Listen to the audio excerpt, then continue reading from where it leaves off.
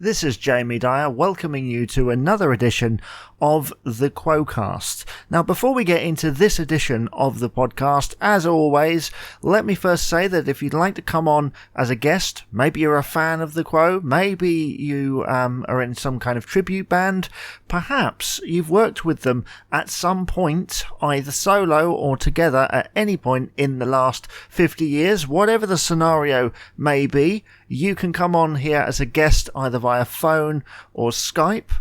You can email Quo-Cast@outlook.com. That's Quo-Cast@outlook.com. You can tweet us on Twitter @CastQuo, or you can check us out on Facebook, which is just simply the Quo-Cast. So go on there, have a listen to the previous episodes, don't be put off, and if you'd like to come on and talk about the Quo or anything similar in subject, then please do get in contact. Right, that is the first bit of business. Now, the second bit is just clearing something up. So, in a previous episode, the one where I talked about the new Rhino's Revenge tour, which I know everybody's very much looking forward to. It's very exciting details, and we should have more information about it in future podcasts. But unfortunately, in the previous one, I made reference to the idea that John Rhino Edwards, Rhino, actually posts on the Rhino's Revenge Facebook. Now, he doesn't, as far as I've been told, now, he doesn't actually post on Facebook. That's done by his management. So I just wanted to clear that up because sometimes when I do this podcast, it's all at the top of my head. It's a slight slip of the tongue, and just wanted to correct that just in case anybody got confused in any way.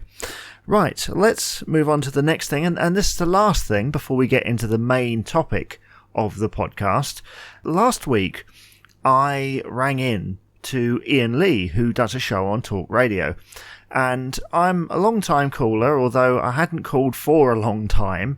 And I don't know, we just started talking on air, live, about podcasting. And he happened to mention to me, he said, well, why don't you plug one of your podcasts right now? And I said, okay, and I'm trying to think which one. And I thought, well, actually, why not the Quo-Cast? So I start talking about the Quo-Cast, and he was very kind, and he actually is very big into certain fandoms of a couple of very big bands that have a very similar kind of history to Quo, in that they've been around for a long time and in their own way, have been part of music history. So he completely understood, and he was very interested, and he retweeted us on Twitter when I talked about it.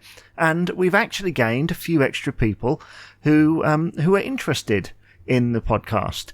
So that's fantastic. I'd like to say thank you very much to Ian and his producer Kath for allowing me to call in and talk about the Quo-Cast. Right, that is all the business end of things done. So what about today's subject? Well, I got to thinking the other day, and I thought about it quite carefully. I can't think of any time that Quo have really ever been depicted in a drama on TV. Now, I'm not talking about any of their interviews. I'm not talking about their appearance in Corrie or Bula Quo or anything that they themselves have been in. I'm talking about someone else portraying Rick, Francis Allen, John Rhino Edwards, Andy Bowen. I couldn't think, I should say, of any time that has ever happened. I thought that this wasn't the case, and then my wife and I got Now TV, and we're looking through, and there was this show on Sky Arts, and Sky Arts are fantastic. They used to have lots of Quo stuff on there. They played concerts. I think they've played documentaries in the past that have been out on DVD and available everywhere. But it's nice to have it on Now TV and on Sky.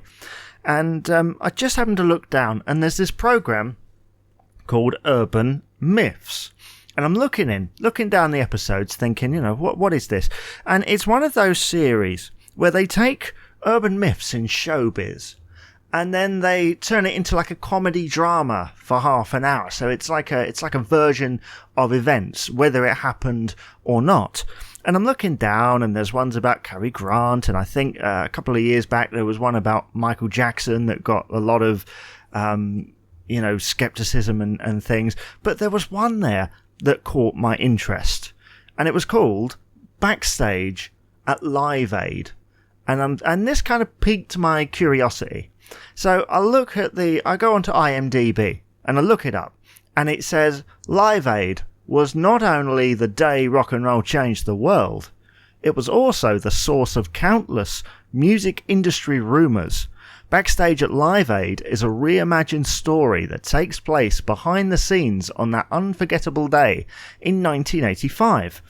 And I'm thinking, well, Rick and Francis were there, Alan Lancaster was there, Pete Kircher was there, Andy Bowen was there, Status Quo were at Live Aid. In fact, they opened the thing. I get quite excited at this point, and I say to my wife, we're watching this right now. So I sit down, and I have to say, it was interesting. It was really good, actually, and there's one thing that surprised me.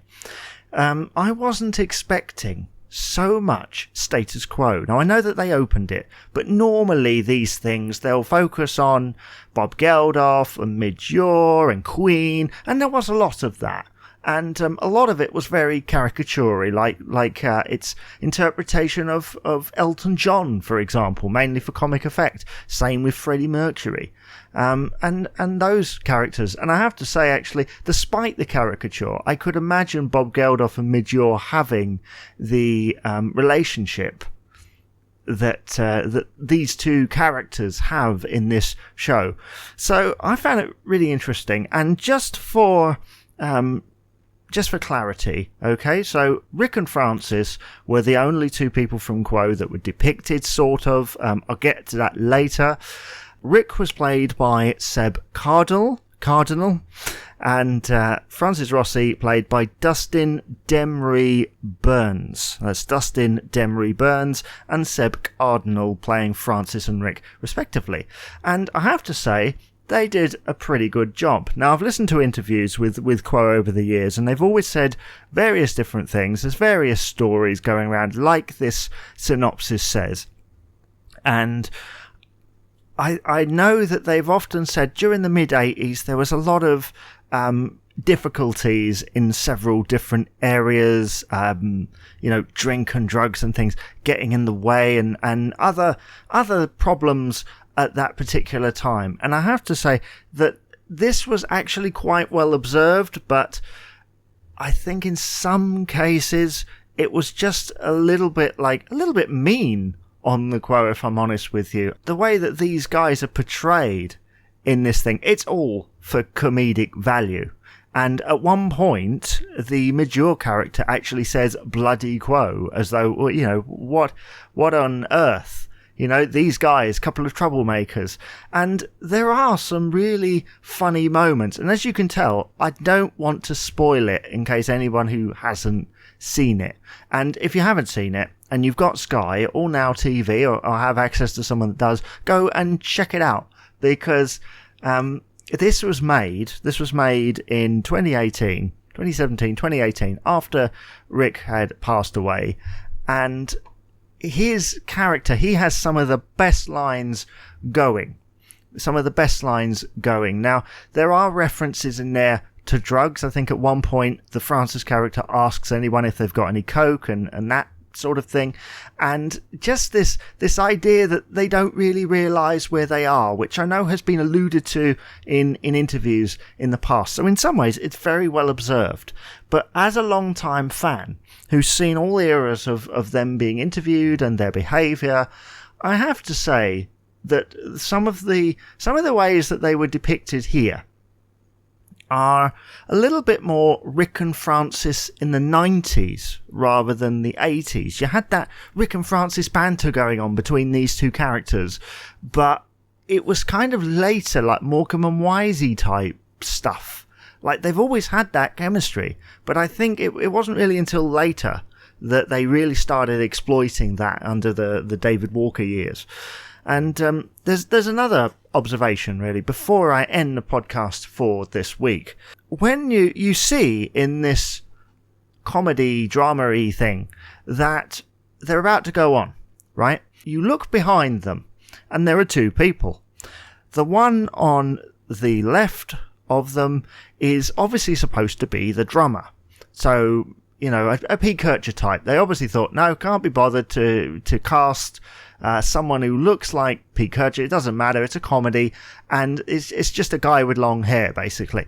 So the guy on the right had long, curly black hair and was wearing a black shirt and everything, and was obviously supposed to be Alan Lancaster. And if that is who it's supposed to be, that was a very good likeness, even better than Rick and Francis. Although I have to say, for observation purposes and really for getting that attention to detail, Rick wearing that pink shirt was a masterstroke in some ways, because it means that whenever he's depicted at Live Aid, that's the thing that stands out. And I love the fact that they took that, you know, that it wasn't just it's a comedy, it doesn't matter, that attention to detail. But the Alan Lancaster thing did make me laugh a bit, because it was like, that guy behind, if that's supposed to be, then that's fantastic. The only thing that really bugged me about this particular scene of them walking onto the stage was there's no Andy Bowen. Now, who plays the first few notes of Rockin' All Over the World during Live Aid? It's Andy Bowen. Where is he?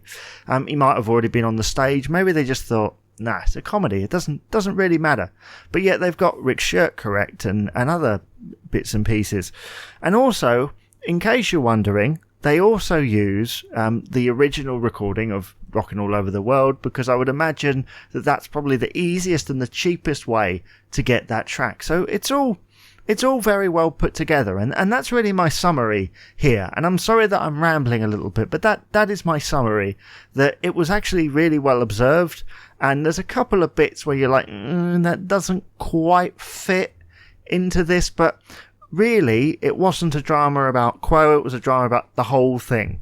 And that is Urban Myths, Backstage at Live Aid. If you can get it on Now TV or Sky, via Sky Arts, then please do. I highly recommend it. It's extremely funny, and if you can forgive a couple of moments where Rick and Francis are really made to look like clowns in some way, I mean, you might enjoy that. That might, you know, that's quite funny. I mean, I know as a fan, I just love seeing them depicted as a fan, you know, in something else. You're kind of interested. And it does make me wonder, with the rise of biographies like Bohemian Rhapsody and Rocket Man, two varied styles of filmmaking there, very two different styles.